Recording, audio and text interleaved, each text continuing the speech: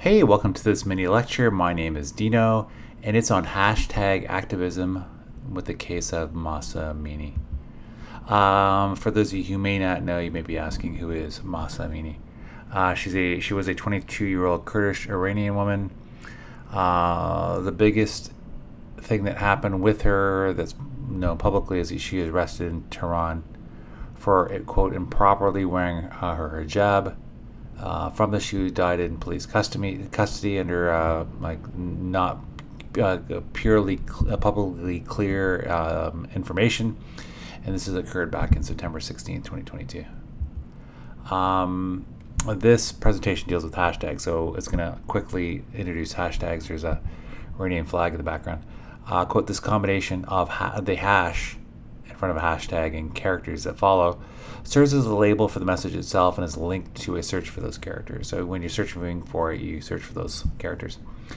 This allows the retrieval of all tweets dealing with the label topic, and quote, by making it easier for users to find tweets related to a specific subject, the hashtag has developed into community building linguistic activity. So sort of a complicated way that you can build community around a specific hashtag based on language. From hashtags is the idea of hashtag activism. Here's two really simple, two really related quotes, and they build on each other. The first one's more general, the second's more specific. The first is the act of building up public support via social media for a cause. The second is the act of building up public support for a cause through social media channels such as Twitter, Facebook, Instagram, etc. Obviously, that could change and grow in the future with the help of relevant hashtags. So the hashtag Mahsa Amini was tweeted and retweeted more than 250 million times in Persian. Also, it was tweeted more than 50 million times in English, and both of these accounts were done the first month after her death. Getting a hashtag to trend on Twitter has been one of the main ways for Iranians to get their voices heard around the world. So it helps to open the world to some of the plight of Iranian people, for example, women in Iran. A related hashtag is Women Life Freedom, which comes from the slogan Woman Life Freedom. The slogan, which is like the second part of the text, which is slightly different than the hashtag. The slogan began in Ankara, Turkey around 2013. It was uttered during a meeting between the women's bench of the BDP and the Peace and Democracy Party. And this is a predominantly Kurdish political group historically linked to the PKK, which is the Kurdistan Workers' Party.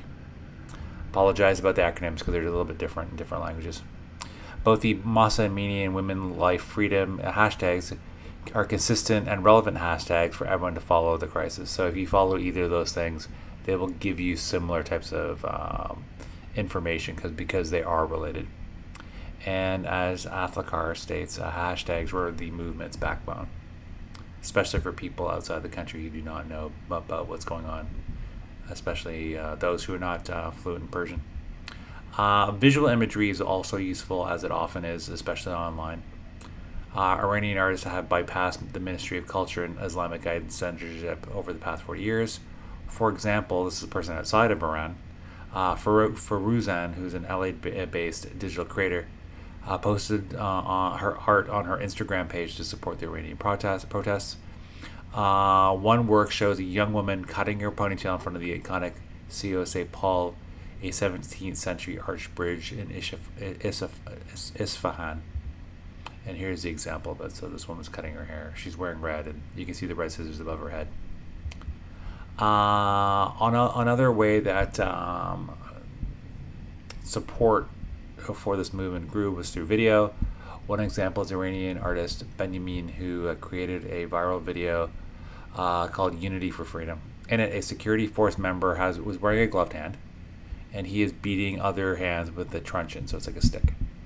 The hand eventually is overcome by other hands, and the video ends in a positive way with the joined hands of both the security force member and others making a victory sign.